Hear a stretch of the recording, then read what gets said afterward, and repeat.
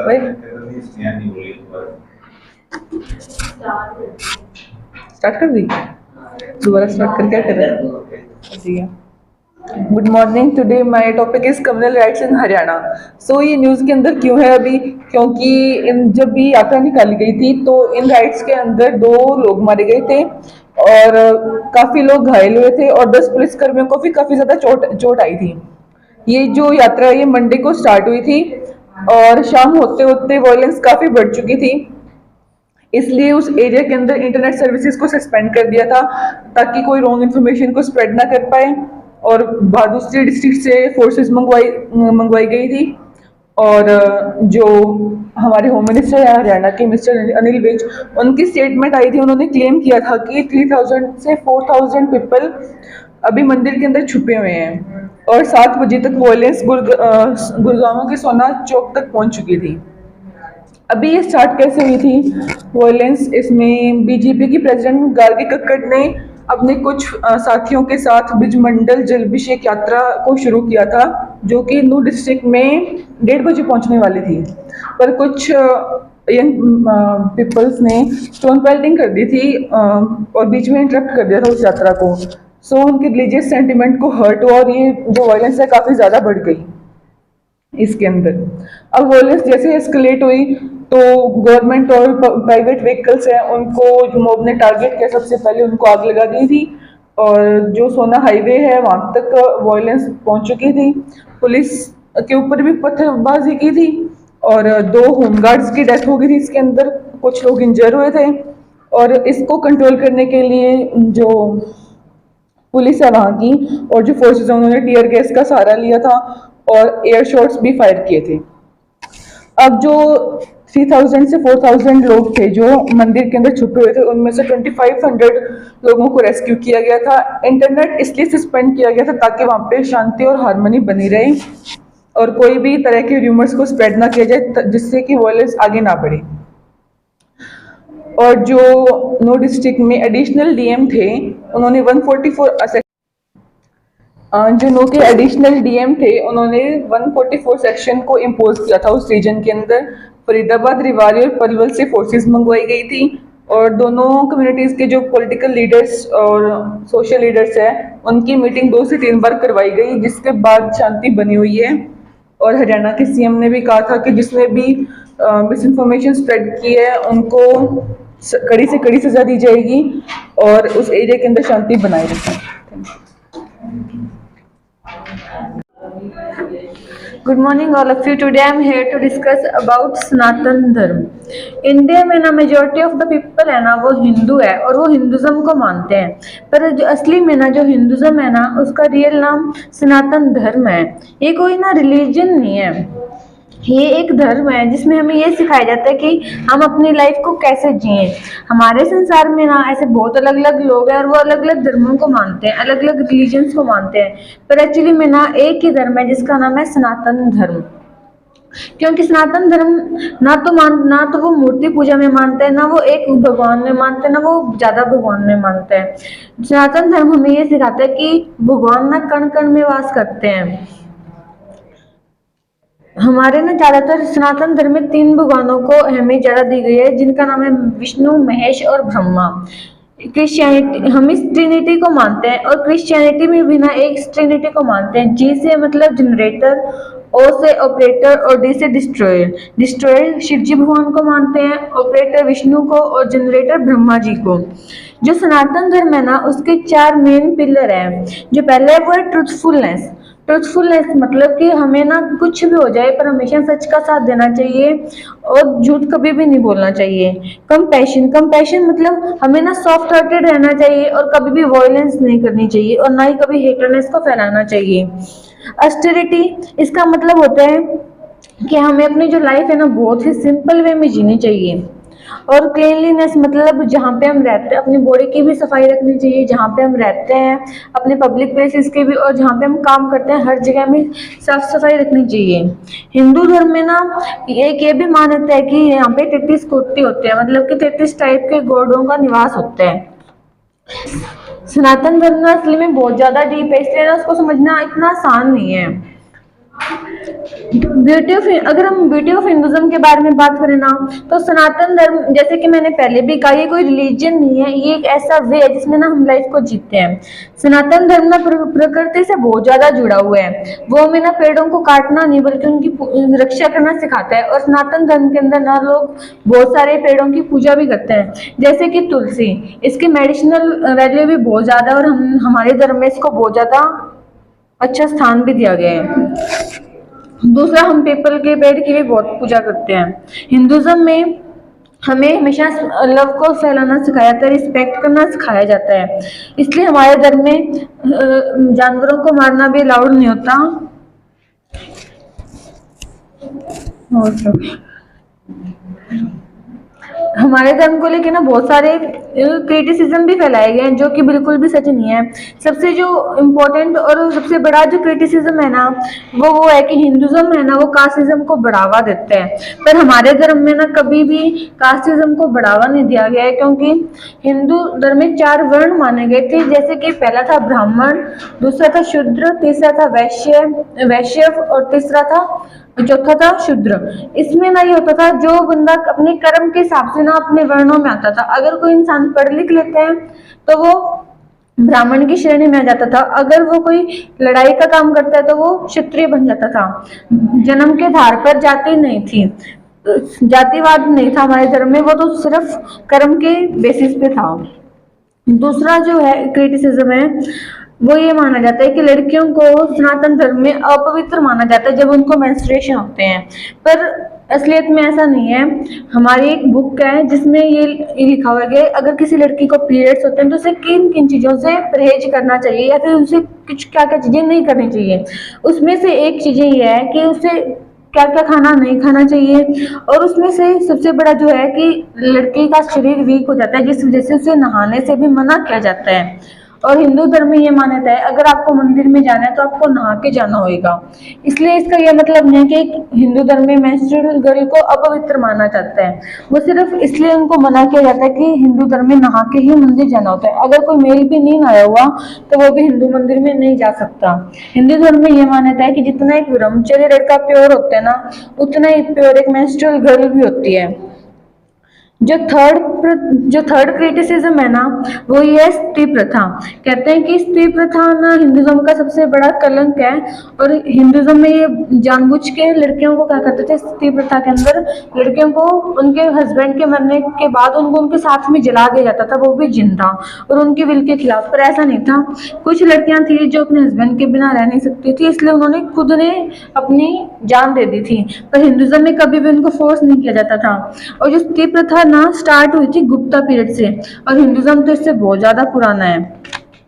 स्त्री प्रथा जैसे कि मैंने कही गुप्ता पीरियड से स्टार्ट हुई थी। बाद में ना लड़कियों को स्त्री इसलिए करने लगे थे क्योंकि ना उनकी कंडीशंस बहुत ज्यादा बुरी हो जाती थी जब उनके हस्बैंड की डेथ हो जाती थी। क्योंकि हमारे धर्म में, हमारे देश में बहुत सारे इन्वेडर्स आ गए थे जो कि उनके साथ बहुत बुरा करते थे। इसलिए ना लोगों ने ये मानसिकता बना ली थी कि उसके हस्बैंड के बिना उसे कोई प्रोटेक्ट नहीं कर पाएगा, और वो खुद भी अपना प्रोटेक्शन नहीं कर सकती। इसलिए ना हिंदू उनको ना अपने हस्बैंड के बाद जला दिया जाता था उनके साथ ही, स्त्री प्रथा में। पर ये हमारे कोई भी बुक में स्त्री प्रथा के बारे में कहीं पे भी मेंशन नहीं है।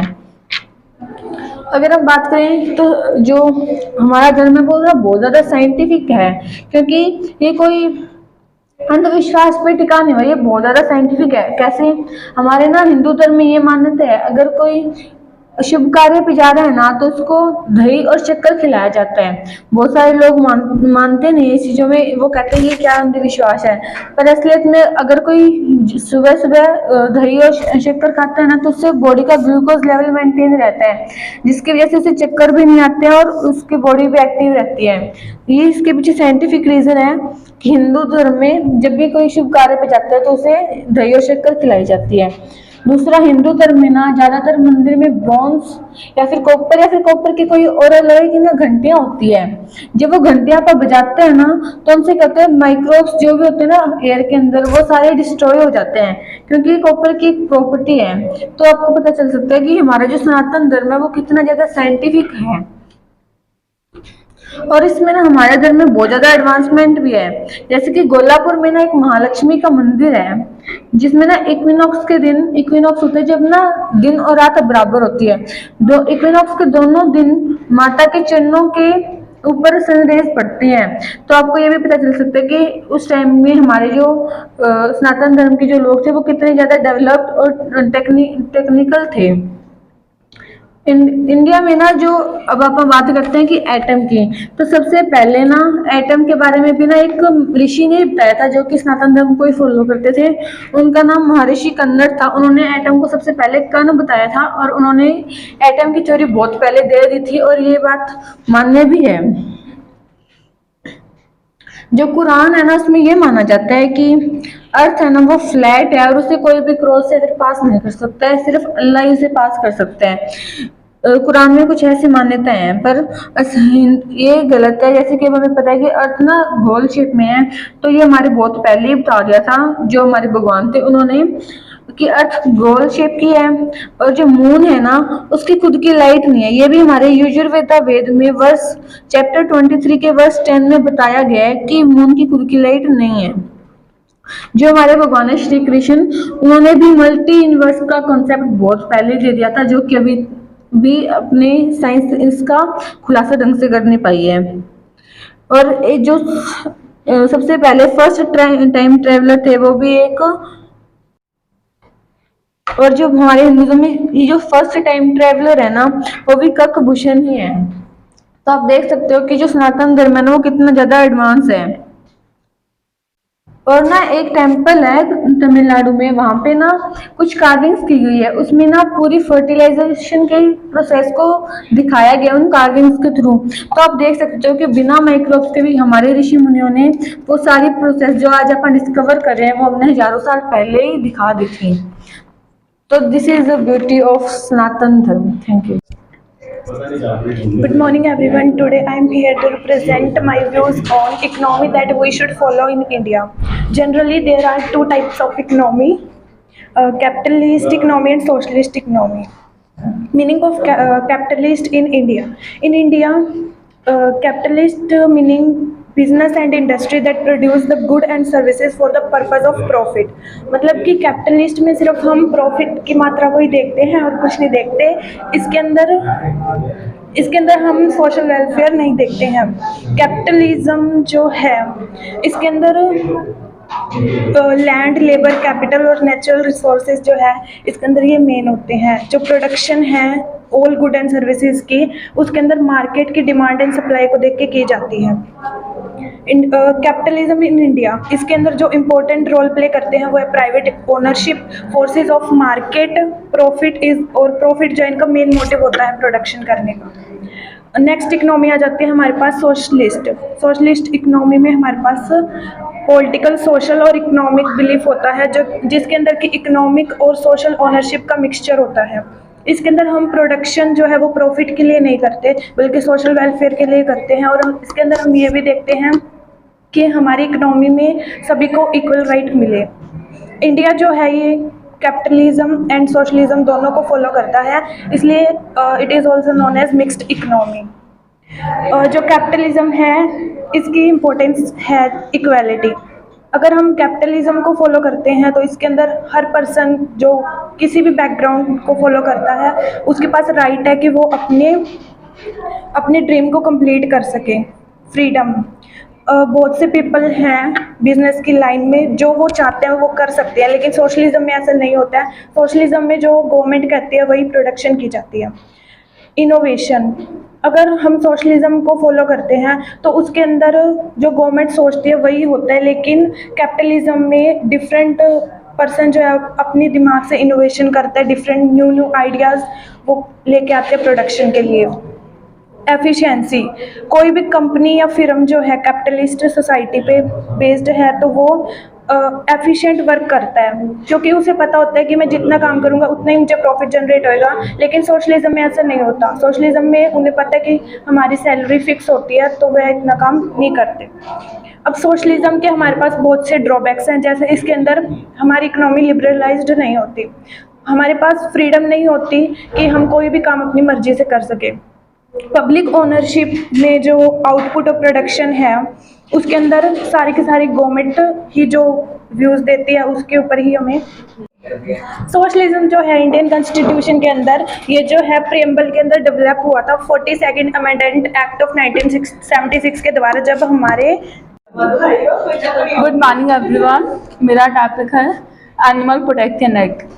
India, the seventh largest country in the world, is one of the most biodiverse region of the world, containing 4 of the world's 36 biodiversity spots. It is a home to animals ranging from the Bengal tiger to the great Indian rhinoceros, and animal protection and welfare in the country has taken a prominent position over the recent years.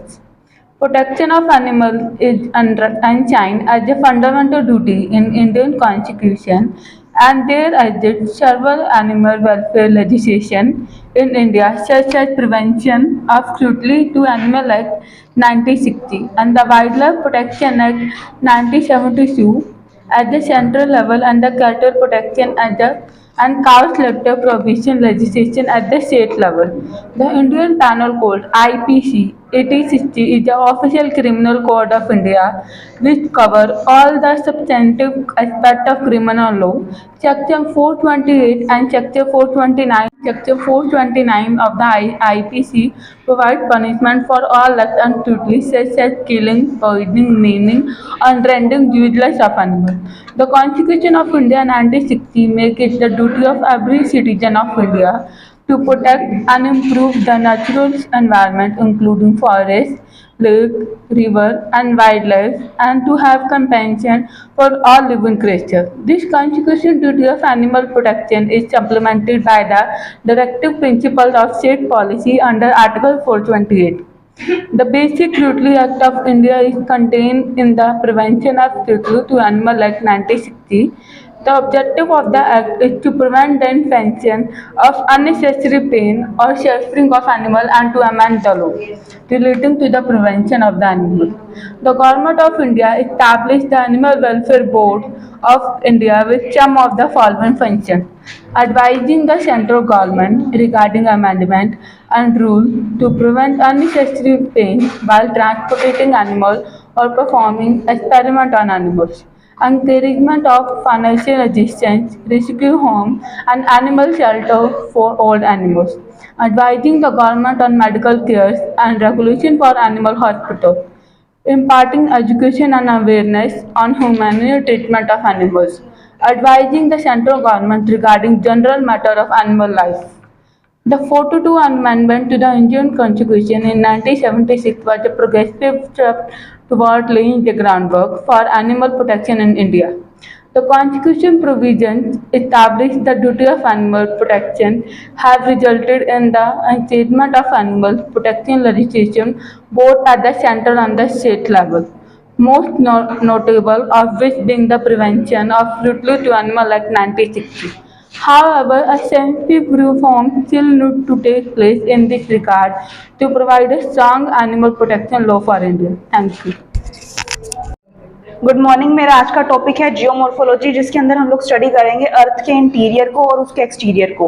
अर्थ के अंदर क्या क्या था, कैसे हुआ, कब हुआ, क्यों हुआ, और उसके हमारे अर्थ के ऊपर, सरफेस के ऊपर क्या इफेक्ट पड़े। तो बेसिकली हम लोग इसके अंदर पढ़ेंगे कि माउंटेन्स कैसे बने, वोल्केनोस कैसे बने, अर्थक्वेक कैसे आता है, रिज, प्लेट्यू, ये सब कैसे बनते हैं, क्यों बनते हैं, और इसके रीजंस क्या है, इंटीरियर और एक्सटर्नल फोर्सेस, और उसको देख के, स्ट्रक्चर को देख के। तो बेसिकली अर्थ के ऊपर दो फोर्सेस हैं जो एक मेजर रोल प्ले करती हैं। एक है एंडोजेनिक, दूसरी है एक्सोजेनिक।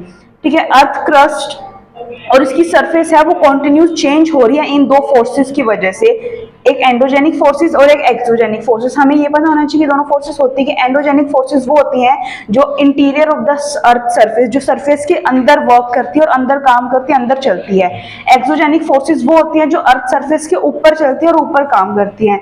एंडोजेनिक फोर्सेस जो हैं वो, इससे पहले हम लोग एंडोजेनिक फोर्सेस को स्टडी कर लेते हैं। एंडोजेनिक जो अर्थ के अंदर चलते हैं। ये बेसिकली दो पार्ट्स में डिवाइड हो गई हैं, एक है सडन मूवमेंट, एक है स्लो मूवमेंट। सडन मूवमेंट्स के अंदर आते हैं वोल्केनोस, अर्थक्वेक, क्योंकि एक सडन रिप्लेसमेंट होती है, एक सडन मूवमेंट, हमें पता नहीं लगता, अर्थक्वेक सडनली आता है, वोल्केनोस सडनली इरप्ट होते हैं, हमें इसके बारे में पता नहीं लगता। और जो स्लो मूवमेंट्स है उसके अंदर आते हैं माउंटेन बिल्डिंग्स, ठीक है, उसके बाद रिज बनना, माउंटेन्स बनना, इसमें थाउजेंड्स ऑफ ईयर्स का प्रोसेस होता है, इसमें बहुत सारे साल, हजारों साल लग जाते हैं, ठीक है। उसके बाद जो स्लो मूवमेंट्स हैं उसको दो पार्ट्स में डिवाइड किया गया है, एक तो है ओरोजेनिक और एक है एप्रियोरोजेनिक। ओरोजेनिक जो होती है वो हॉरिजॉन्टल मूवमेंट होती है और जो एप्रियोरोजेनिक है वो वर्टिकल मूवमेंट है। हॉरिजॉन्टल मूवमेंट मतलब जो दो फोर्सेस है ना वो टुवर्ड्स ईच अदर चलेंगी इस तरह, और जो वर्टिकल फोर्सेस है, एप्रियोरोजेनिक फोर्सेस हैं जो वो वर्टिकली चलेंगी एक दूसरे से, वो ऐसे ऊपर नीचे, ठीक है। उसके बाद जो वो है ओरोजेनिक फोर्सेस हैं, ये मेनली माउंटेन्स बनने के अंदर हेल्प करती हैं, और जो वर्टिकल फोर्सेस है इससे कॉन्टिनेंट्स बने हैं हमारे जितने भी, क्योंकि हमें सबको पता है कि पहले स्टार्टिंग में एक लैंडमास था जिससे कॉन्टिनेंट्स सारे डिवाइड हुए थे, ठीक है। उसके बाद जो है हम लोग पढ़ते हैं एक्सोजेनिक फोर्सेस। एक्सोजेनिक फोर्सेस दो पार्ट्स में डिवाइड की गई हैं, एक है वेदरिंग, एक है इरोजन। वेदरिंग मतलब कि क्या होता है कि एक पार्ट है, एक रॉक का पार्ट है, वो कॉन्टिन्यूस टूटता रहेगा किसी फैक्टर की वजह से। वो फैक्टर है सन की हीट या टेम्परेचर, पर ये एकदम से नहीं टूटता, ये थाउजेंड्स ऑफ ईयर लेता है टूटने के लिए। और जो इरोजन है उसका मेन पार्ट होता है, इरोजन के बहुत सारे रीजंस हो सकते हैं, वाटर हो सकता है, विंड हो सकता है, ग्लेशियर हो सकता है, ग्रेविटेशनल फोर्सेस हो सकती हैं। जो वेदरिंग है उसके अंदर कोई भी तरह की मूवमेंट नहीं होती, एक जगह पर कोई भी रॉक का पीस है वो थाउजेंड्स ऑफ ईयर्स लेगा, सन हीट और प्रेशर की वजह से टूटता रहेगा, पर वो टूटेगा और वो उसी जगह पर पड़ा रहेगा, वो एक वहां से रिप्लेस नहीं होगा। इरोजन है ना, वो एक ऐसा रोल प्ले करता है कि वो जो उस टूटे हुए पार्ट्स हैं, वो जो सेडिमेंट्स हैं ना, उन्हें वन प्लेस से सेकेंड प्लेस पर शिफ्ट करता है। सेडिमेंटेशन जो इरोजन है, ठीक है, उन सेडिमेंट्स को एक जगह से दूसरी जगह पर लेके जाता है। वेदरिंग है, इसके दो रीजंस हो सकते हैं, एक मैकेनिकल और केमिकल। ये दो डिसइंटीग्रेशंस हैं जिसकी वजह से वेदरिंग होती है। मैकेनिकल डिसइंटीग्रेशंस के अंदर हम लोग मेनली थर्मल बेसिस पे इसको जज करते हैं, टेम्परेचर का बढ़ना या टेम्परेचर का कम होना, ठीक है। इसके अंदर जो सन की हीट है वो मेजर रोल प्ले करती है, और जो केमिकल फोर्सेस है इसमें हम लोग केमिकल प्रॉपर्टीज होती हैं रॉक्स की या किसी मटेरियल की, वो चेंज होती रहती है टाइम बाय टाइम पर थाउजेंड्स ऑफ ईयर के अंदर, ठीक है। उसके बाद एक वर्ड आता है जिसमें कहते हैं डेन्यूडेशन। ये जो वर्ड है ये कॉम्बिनेशन है मैकेनिकल इरोजन का और वेदरिंग का। इसके अंदर दोनों चीजें जो दोनों फोर्सेस हैं वो इकट्ठे एक साथ मिलके वो करती हैं, काम करती हैं, और किसी भी चीज को तोड़ने में और उसको शिफ्ट करने में हेल्प करती हैं। इसके अंदर फिजिकल और केमिकल फैक्टर्स जो हैं रॉक के, वो दोनों चेंज होते हैं, ये दोनों जने मेजर रोल प्ले करते हैं। वेदरिंग जो है उसके ड्राइविंग फोर्सेस हैं temperature, gravitational forces, molecular stress. Molecular stress मतलब कि किसी भी कोई भी मटेरियल है उसके मॉलिक्यूल्स एक बार लूज होते हैं फिर कंपैक्ट होते हैं। ये किस लिए होता है? क्योंकि टेम्परेचर अगर बढ़ेगा या कम होगा इससे ये हो सकता है। और जो इरोजन है उसका ड्राइविंग फोर्स है काइनेटिक एनर्जी। उसके बाद वेदरिंग को हम लोग अगर कंप्लीटली बंद एक बार अब क्या अर्थ, हमें ये हम सबको ये पता है कि अर्थ की सरफेस है वो बेसिकली जो प्लेट्स हैं उसके ऊपर टिकी हुई है। जो हम लोग एग्जिस्ट कर रहे हैं प्लेट्स के ऊपर। जो उन प्लेट्स की तीन तरह से मूवमेंट होती है, तो होता है कन्वर्जेंट, एक डाइवर्जेंट, एक ट्रांसफर। कन्वर्जेंट मूवमेंट ये होती है कि जो दो प्लेट्स हैं वो दो प्लेट्स एक दूसरे की तरफ मूव करेंगे इस डायरेक्शन के अंदर, और जो डाइवर्जेंट है उसके अंदर यही दो प्लेट्स हैं वो एक दूसरे से दूर जाती हैं इस तरह से। और जो ट्रांसफर्स होती है उसमें दो प्लेट्स एक दूसरे के पैरेलल होती हैं और वो साइड बाय साइड इस तरह से रब करती हैं एक दूसरे को, ठीक है। उसके बाद हम लोग अब देखते हैं कि अर्थक्वेक कैसे आता है। अर्थक्वेक आने की ये तीनों रीजंस हो सकते हैं। ये तीनों प्लेट्स के अंदर मूवमेंट, कोई भी मूवमेंट होगी तो अर्थक्वेक आएगा, पर सबसे ज्यादा डिस्ट्रक्टिव अर्थक्वेक तब आता है जबकि ट्रांसवर्स वो जो प्लेट्स होती है वो मूव करती है, वो अपवर्ड एंड डाउनवर्ड मूव करती है। इससे सिर्फ अर्थक्वेक आता है और कोई भी चेंजेस नहीं होते या कुछ भी नहीं होता। अर्थक्वेक बेसिकली एक ऐसा फिनोमिना नहीं है जिससे लाइफ लॉस हो। लाइफ इसलिए अब लॉस होने लगी है क्योंकि हम लोगों ने इतनी सारी बिल्डिंग्स, इतने सारे इंफ्रास्ट्रक्चर्स बना दिए, अर्थक्वेक की वजह से ये सब टूट जाते हैं तो लाइफ लॉस होती है। वैसे बेसिकली अर्थक्वेक की वजह से लाइफ लॉस नहीं होता, पर वहीं अगर हम लोग वोल्केनो ले लें, अगर हम लोग वोल्केनो के आसपास रहेंगे तो लाइफ लॉस होगा, सुनामीज फ्लड आएंगे तो लाइफ लॉस होगा। पर अर्थक्वेक ऐसा कोई मेजर फैक्टर प्ले नहीं करता, वो हमारे इंफ्रास्ट्रक्चर है, हमारी टेक्नोलॉजी है, जिसकी वजह से हमें लॉसेस होते हैं। तो अर्थक्वेक क्या क्यों आते हैं? जिसकी अब दो प्लेट्स हैं वो एक दूसरे से दूर जाएंगी तो भी अर्थक्वेक आएंगे, वो एक दूसरे के पास आएंगी तो भी, क्योंकि अर्थक्वेक क्या होता है बेसिकली मूवमेंट किस चीज की? प्लेट्स की। दूर जाएंगी तो भी मूवमेंट होगी, अर्थक्वेक बने आएगा, पर उसका जो मेजरिंग है वो कम ज्यादा वो हो जाती है, और ये डिफर करती है जगह जगह के अकॉर्डिंग और प्लेट्स की मूवमेंट के अकॉर्डिंग। अब कोई प्लेट्स दूर जाएगी तो भी अर्थक्वेक, पर अगर दो प्लेट्स रब करेंगी पैरेलल रहकर तो भी अर्थक्वेक आता है। अब हम लोग सेकेंडली ले लेते हैं वोल्केनो। वोल्केनो आने के दो रीजंस हो सकते हैं, एक कन्वर्जेंट प्लेट, एक डाइवर्जेंट प्लेट। कन्वर्जेंट प्लेट क्यों? क्योंकि कन्वर्जेंट प्लेट वो प्लेट्स होती हैं जो दोनों एक दूसरे की तरफ मूव करती हैं, और वोल्केनो इरप्शन या वोल्केनो वहीं आएगा जहां पर एक ओशनिक और एक कॉन्टिनेंटल प्लेट हो, क्योंकि इन दोनों प्लेट्स के अंदर density wise, material wise, mineral wise difference होता है। ठीक है, तो अब मान लो एक जो वो है वोल्केनो है वहीं आएगी जहां पे ये दोनों प्लेट्स प्रेजेंट होंगी। Good morning everyone. आज का मेरा टॉपिक है कास्ट सिस्टम और इसकी मेरिट्स क्या हैं।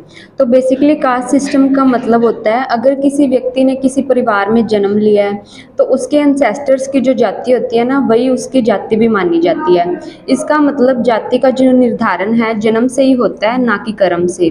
जो सेम एंसेस्टर्स की फैमिली होती है उन फैमिलीज़ का एक ग्रुप बन जाता है और उसे ही हम उस पार्टिकुलर जाति का कास्ट सिस्टम कहते हैं। और जो बच्चा जिस जाति में जन्म लेता है तो उसे उस जाति की ही सदस्यता मिल जाती है, क्योंकि जाति जन्म से ही डिसाइड होती है। पहले हमारे हिंदू समाज में 4 मुख्य वर्ण थे, ब्राह्मण, क्षत्रिय, वैश्य और शूद्र। ये जाति के आधार पर डिसाइडेड थे। बाद में इनमें भी कई विखंडन हो गए। अब हमारे यहाँ 3000 से भी ज़्यादा जातियाँ और उपजातियाँ पाई जाती हैं। तो अब merits of caste system. First तो है permanent social status of the individual. इसका मतलब आपको पता ही है, जाति जो है जन्म से ही डिसाइडेड हो जाती है।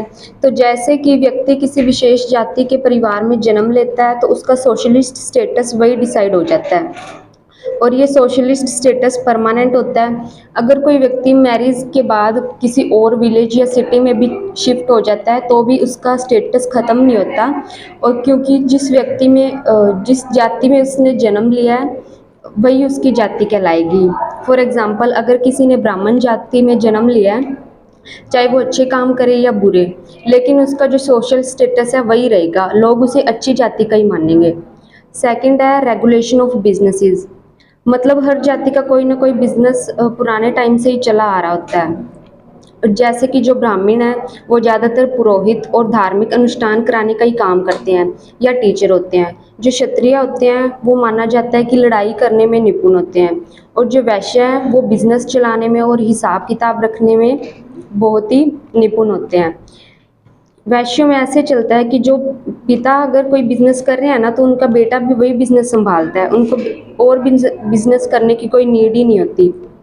जो ब्राह्मण का बेटा है मोस्टली ब्राह्मण या पुरोहित ही होते हैं, तो उनका बिजनेस पहले से ही सेट होता है और उनको उस बिजनेस की ट्रेनिंग भी फ्री में ही मिल जाती है, क्योंकि उनके दादा परदादा भी वही काम कर रहे होते हैं।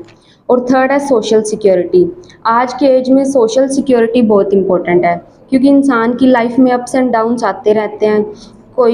कभी कोई भी अनएम्प्लॉयड हो सकता है या कोई अनहोनी हो जाती है, कभी पैसे की कमी भी हो सकती है। तो एक जाति के लोग मिलकर आर्थिक संगठन या कोई समाज सेवक संस्था बना लेते हैं, तो अपनी जाति या अपने कास्ट के लोगों से रिलेटेड जो लोग होते हैं उनको पूरी हेल्प करते हैं, तो इससे सोशल सिक्योरिटी भी हो जाती है। फोर्थ है मेंटल सिक्योरिटी। मतलब अगर किसी व्यक्ति को कोई नया बिजनेस शुरू करना है या कोई टेंशन होती है या अनएम्प्लॉयमेंट हो या कोई और प्रॉब्लम हो, तो इससे वो अपनी कास्ट के लोगों को बता सकता है अपनी प्रॉब्लम और उनसे हेल्प ले सकता है। इससे मेंटल सिक्योरिटी भी हो जाती है। Fifth, transfer of culture. Caste system से क्या होता है कि एक जनरेशन से दूसरी जनरेशन में कल्चर का ट्रांसफ़र होता रहता है, क्योंकि एक कल्चर के एक जैसे रीति रिवाज होते हैं और उनका खान पान भी सेम होता है, तो इससे जनरेशन टू जनरेशन वही कल्चर पास होता रहता है। और सिक्स्थ है cooperation with caste. Caste system की वजह से कोऑपरेशन भी होता है। लोग एक दूसरे के साथ कोऑपरेट करते हैं, वो अपने कल्चर को प्रोटेक्ट कर सकते हैं और दूसरी कास्ट से भी प्रिजर्व कर सकते हैं। Thank you. Hello everyone. Today's my topic is difference between bridges and flyovers and types of bridges कितने types के होते हैं और difference क्या है flyovers में और bridges में, और मतलब कैसे construction होते हैं bridges की पानी के अंदर से, oceans हो गए, rivers के अंदर। तो सबसे पहले ब्रिजेस के डिफरेंट टाइप्स के ब्रिजेस होते हैं, जैसे कि आर्च ब्रिज हो गया, ट्रस ब्रिज हो गया, कैंटिलीवर ब्रिज हो गया, सस्पेंशन ब्रिज हो गया और केबल स्टेड ब्रिज हो गया। डिफरेंट टाइप के ब्रिजेस होते हैं। और जो हमारे फ्लाईओवर्स होते हैं वो जनरली हमारे जो हाईवेज होते हैं उस पर कंस्ट्रक्ट किए जाते हैं। और जितने भी हमारे जो ब्रिजेस हो गए, जैसे कि हमें रेलवे लाइन क्रॉस करानी है, वहाँ पे कंस्ट्रक्शन हो गया, फिर हमें अंडर वाटर के अंदर कंस्ट्रक्शन करते हैं तो वहाँ पे हमारा ब्रिज प्रोवाइड किया जाएगा। तो जो कंस्ट्रक्शन होती है ब्रिजेस की जनरली वो काफ़ी फैक्टर्स पे डिपेंड करती है। सबसे पहले भी हमारी जो स्पैन क्या रहेगा, हमारे ब्रिजेस का कितने किलोमीटर का हमको स्पैन बनाना है, और मतलब लोकेशन क्या रहेगी, साइट लोकेशन क्या रहेगी हमारे जहाँ पे हमको ब्रिज कंस्ट्रक्शन करना है। और उसके बाद इसका जो प्रोसीजर रहेगा, सबसे पहले वाटर के अंदर ब्रिज को कंस्ट्रक्शन कराने के लिए मेनली जनरली केसिंग प्रोवाइड करवानी पड़ती है। इसके अंदर सबसे पहले हम कोफर डैम का यूज़ करेंगे, उसके बाद हम बैटर पाइल का यूज़ करेंगे और एक हम कैसेंस का यूज़ करेंगे। जो कैसेंस होता है और बैटर पाइल होती है और जो कोफर डैम होता है, ये डिपेंड करता है हमारी डेप्थ ऑफ वाटर लेवल पे डिपेंड करता है। जनरली जो कैसिंग होती है वो मेटेलिक की शीट्स होती हैं राउंड शेप में। तो जहाँ पे हमें मतलब ब्रिज कंस्ट्रक्शन करना है, उसके अंदर हम पानी के अंदर सबसे पहले हम केसिंग प्रोवाइड कराएंगे। उसकी हम क्रेसिंग प्रोवाइड करवाने के बाद हम उसकी डी वाटरिंग करने के बाद फिर हम अपने अंदर एक आरसीसी का केज प्रोवाइड करवा के उसकी सीमेंटिंग प्रोवाइड करवा देंगे। थोड़ा केसिंग प्रोवाइड करवाएंगे, जैसे कोफर डैम प्रोवाइड कराएंगे हम सबसे पहले हम पानी के अंदर, उसके बाद हम प्रोवाइड करवाने के बाद उसकी हम डी वाटरिंग करेंगे। जितना भी डी वाटरिंग करने के बाद पूरी तरह से वहाँ से पानी सूखने के बाद हम उसकी एक केज, जितने भी रिइंफोर्समेंट होती है ना, उसका एक केज प्रोवाइड करवाएंगे। केज प्रोवाइड करवाने के बाद हम सीमेंट कंक्रीट का एक डिज़ाइन मिक्स तैयार करके उसके अंदर कंक्रीटिंग फिल कर देंगे। बाद में आफ्टर जब तक पूरा सेटलमेंट नहीं हो जाती उसकी, फिर वहाँ से हम कंक्रीटिंग उसकी मतलब कोफर डैम को हटा देंगे। ऐसे करते करते हम पियर की कंस्ट्रक्शन करेंगे। उसके बाद फर्दर हम सुपर स्ट्रक्चर बनाएंगे, और जो जितने भी सुपर स्ट्रक्चर जो होते हैं वो हमारे प्री कास्ट होते हैं। Hello everyone, good morning. तो आज हम बात करेंगे हमारे डिस्ट्रिक्ट सिरसा के बारे में। बेसिकली सबको पता है सिरसा का, बट ये नहीं पता होगा ना पुराने टाइम में सिरसा कैसे कैसे बना, उसके बारे में बताते हैं। प्राचीन काल पे चलें थोड़ा सा। उस टाइम सिरसा का नाम होता था सिरिस्का, क्योंकि यहाँ पे बहुत ज़्यादा पेड़ होते थे सिरिस के, इसलिए। और हमारी एक प्राचीन नदी भी यहाँ पे आती है, जिसको सारे लोग बोलते हैं नाली। इसका नाम है घग्गर। इसके नीचे एक और नदी भी है। कौन सी नदी है? सरस्वती। ये तो होगी प्राचीन काल की बात। उसके बाद हमें सिर्फ यही पता भी हाँ गवर्नमेंट ने एक डिस्ट्रिक्ट बना दिया सिरसा, बट इसका इतिहास बहुत ज़्यादा पुराना है। नाम सुना है कभी तैमूरलंग का? एक तैमूरलंग था, हनुमानगढ़ डिस्ट्रिक्ट का तो पता होगा। तैमूरलंग ने जब इस पे हमला किया था हनुमानगढ़ डिस्ट्रिक्ट पे, यहीं से वो गया था, वापिस आके यहीं रुका था वो, सिरसा ही। ठीक है, ये हो गया प्राचीन इतिहास। उसके बाद बेसिकली यहाँ पे मेनली इकोनॉमी की बात करें, क्या खेती बाड़ी ज़्यादा होती है, कृषि ज़्यादा होती है। हमारा सिरसा पूरे भारत के अंदर 12% गेहूँ देता है पूरे भारत को। एक साइड में पूरा पंजाब है, एक साइड में क्या है, यूपी है। हम सिरसा डिस्ट्रिक्ट वाले पूरे भारत को 12% गेहूँ देते हैं। कॉटन के मामले में भी हम आगे हैं। खट्टे फल सारे खाते हो ना, संतरा, नींबू, अमरूद, जामुन, सबसे ज़्यादा यही होते हैं। ठीक है। और ये जो हमारा डेरा सच्चा सौदा वाला वो स्कूल है, कॉलेज है, इनके प्लेयर सबसे ज़्यादा हमारे डिस्ट्रिक्ट के अंदर ऑल ओवर माने तो पूरे हरियाणा के अंदर, ठीक है, नेशनल और इंटरनेशनल लेवल पे सबसे ज़्यादा यहीं से खिलाड़ी जाते हैं, हमारे डिस्ट्रिक्ट से ही। ओके।